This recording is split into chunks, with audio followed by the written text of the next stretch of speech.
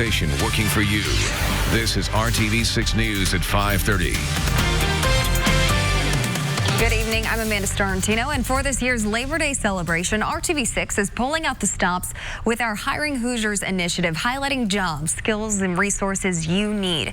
Some of our favorite pieces are ahead tonight, but first we need to go to Chief Meteorologist Kevin Gregory. And perhaps some of your favorite weather is ahead as we get to Wednesday, right on through the weekend. That'll be unveiled shortly. We're consistently around 80 degrees, as you can see, from Delaware County through Marion County, then down into Greenwood, Johnson County, 80 degrees. For the evening hours, any clouds that you have now will fade away. We'll be dry tonight, dry almost all of tomorrow. It's tomorrow night our thunderstorm chances will increase. And I think just like we had this morning, some patchy fog develops overnight, clear and 68 at 10 o'clock tonight. Tomorrow, the wind will be stronger, southwest at 15, gusting to 25. Temperatures will warm close to the mid-80s, just depending on the timing of the increase in cloud cover. But warmest day of the week tomorrow. I'll time out thunderstorms tomorrow night, leading to the cooler temperatures Wednesday coming up. New information just into the RTV6 newsroom. Hurricane Dorian is now a Category 4 storm, and the Bahamas Prime Minister says at least 5 people have died in the Abaco Islands. Right now, the storm is causing destruction, especially on Grand Bahama Island. Meteorologists say Hurricane Dorian is stationary near the Bahamas right now. It is not clear when it will start moving again. But this is a live look at Florida. Meteorologists say Dorian could get close to Florida's east coast tonight through Wednesday night before turning north to Georgia and the Carolinas.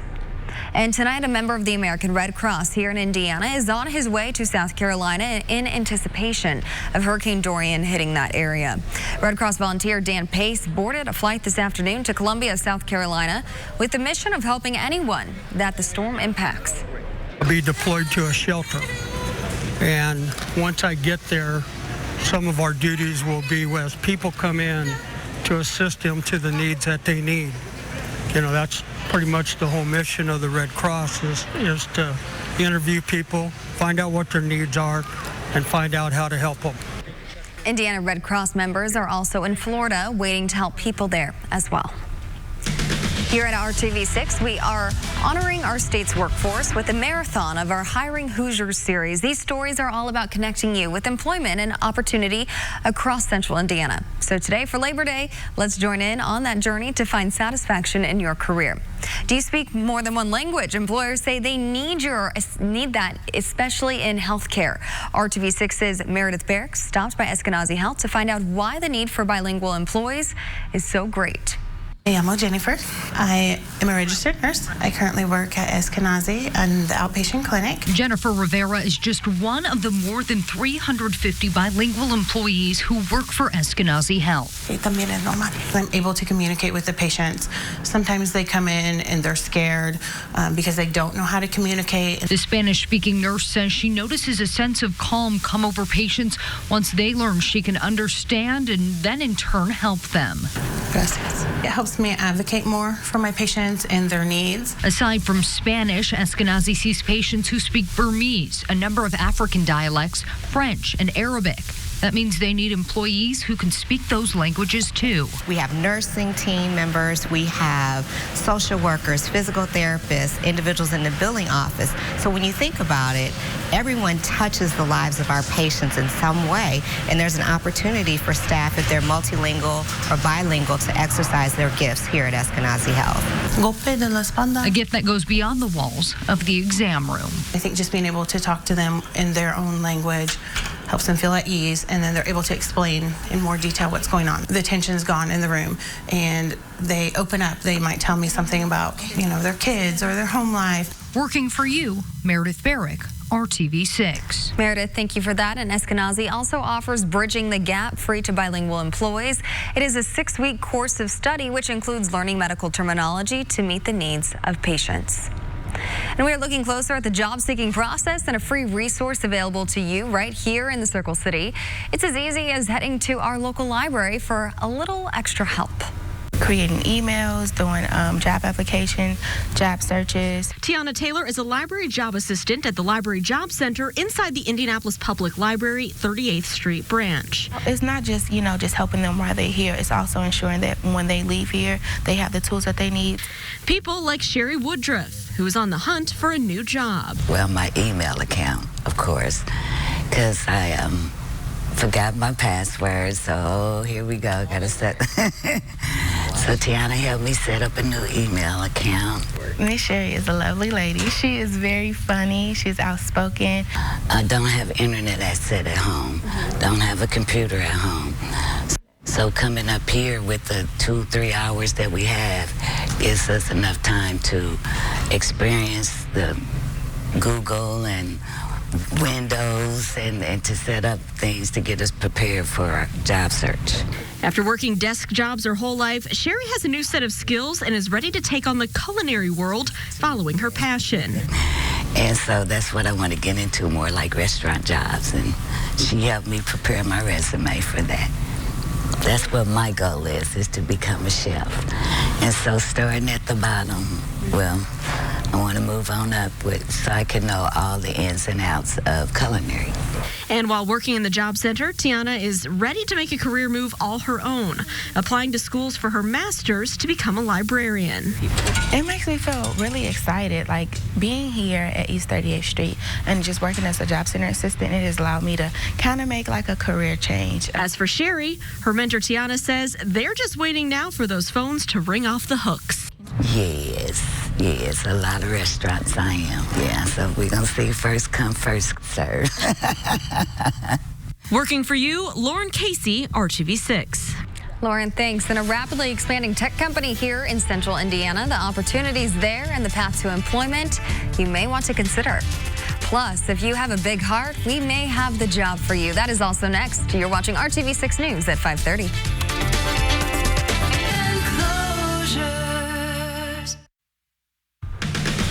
Indianapolis-based Carano is expanding rapidly with 100 software positions to fill in the next couple of years.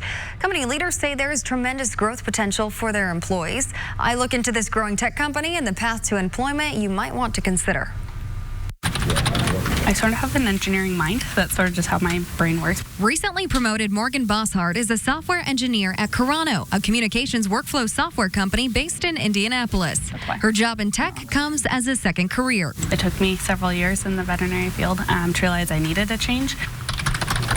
With a veterinary degree, Morgan took a software boot camp that helped her get an internship here at Carano. That internship turned into a job. The Indy company is hiring, and Morgan says it's a great opportunity for those who want a challenge. Even though I've been here 2 years and I've been in our code base for that long, and yeah, I still feel like I'm finding new things and learning new tricks and whatever to get things done well.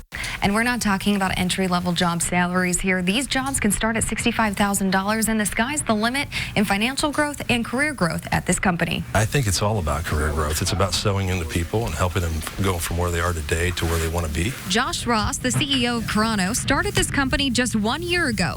And with expansion plans, he needs people to fill 100 positions in the next 3 years. I think software is the future. Indiana's done a phenomenal job of really cultivating relationships and helping people with educational activities to grow towards software. And so, trying to get a role and a career and get that built up and to earn good wages, it's a great place to be. The company's mission statement is to believe in people and help people. That includes their employees. We believe that we're changing the world through communications. And so by this process of optimizing communications through Carano, the Carano software, we believe we have a leg up on competitors. We also believe we pay exceptional wages here and really provide a good environment that cultivates the growth of an individual.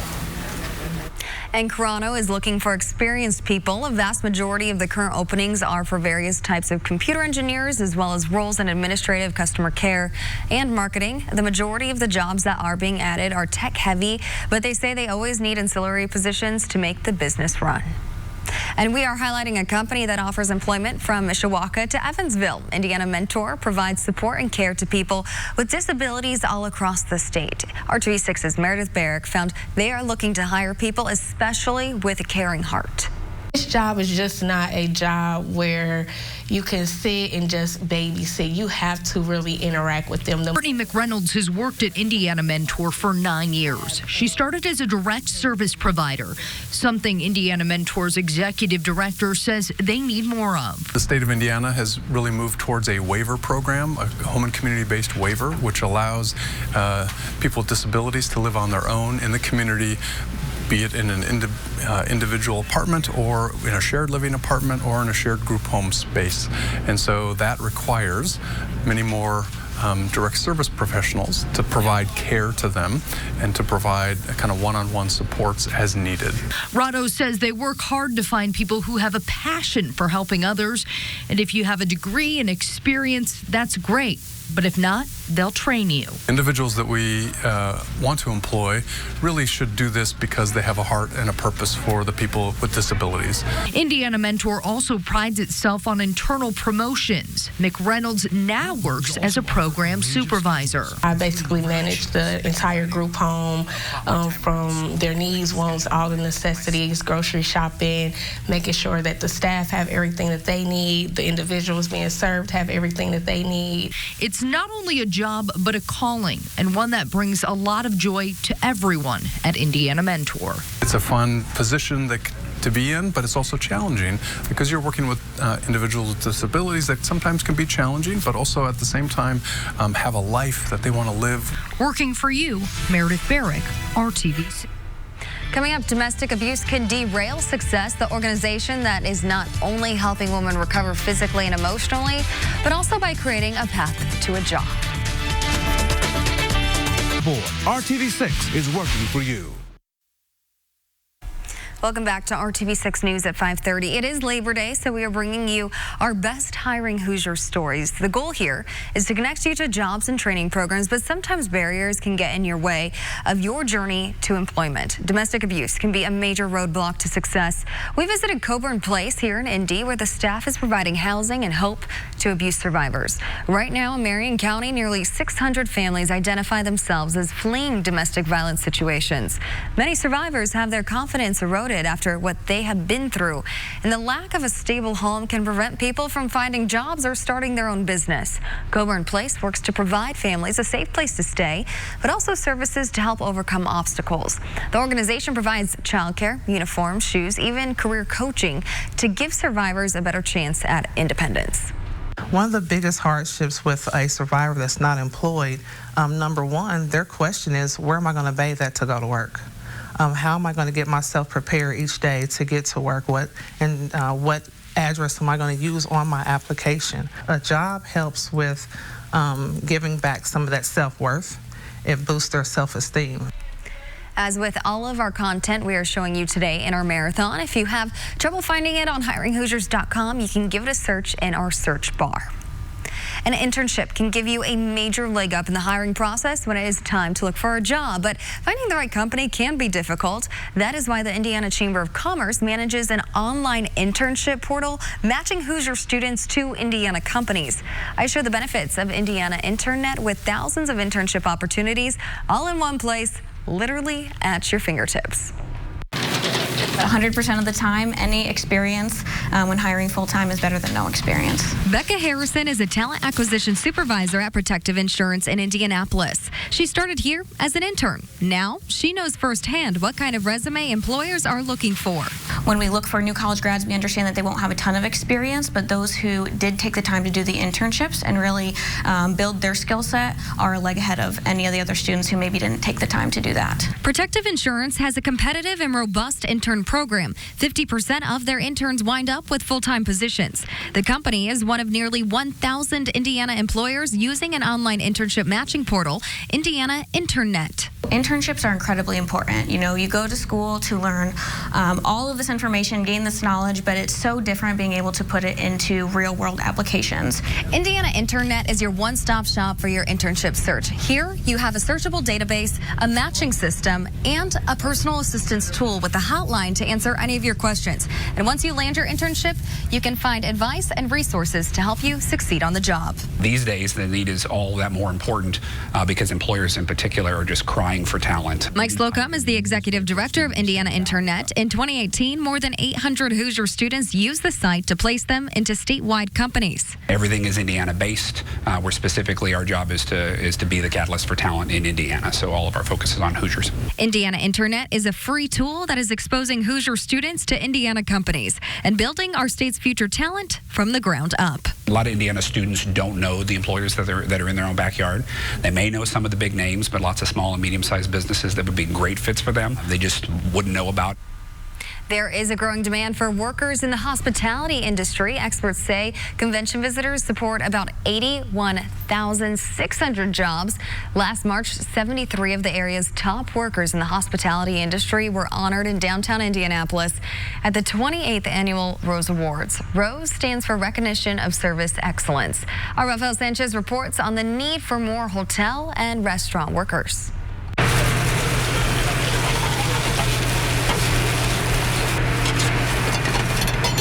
Carlisa Smith is part of the recipe that keeps Indianapolis as a top convention city. The shift supervisor at Harry and Izzy's Northside restaurants has several responsibilities. How long, Brussels sprout? Right now, window. You. From managing staff to working with the team on new dishes.